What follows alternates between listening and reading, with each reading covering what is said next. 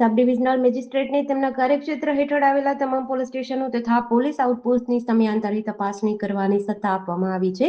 Sub divisional મેજિસ્ટ્રેટે police સ્ટેશનની દરેક શાખામાં રૂબરૂ જઈ કામગીરીનું નિરીક્ષણ કર્યું હતું.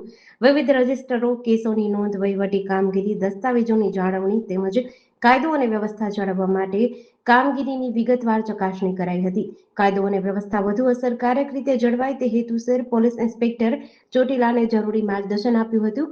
ત્યારે ખાસ કરીને ફિલ્ડ દરમિયાન અને અરજીઓ પ્રાપ્ત થાય ત્યારે ભારતીય નાગરિક સુરક્ષા સંહિતા 2023ની કલમ 164 હેઠળ પાણીના વિવાદ સંબંધિત કેસોમાં સમયસર કાર્યવાહી કરવા, કલમ 152 હેઠળ જાહેર ઉપદ્રવ સંબંધિત કેસોમાં અસરકારક કામગીરી કરવા, પ્રોહિબિશન સંબંધિત કલમ 93 હેઠળ જામીનની કાર્યવાહી કાયદેસર કરવા, કલમ 126, 127, 128, 129 વગેરે હેઠળ સુલેહ શાંતિ જળવાઈ રહે તે માટે સૂચનાઓ આપવામાં આવી હતી.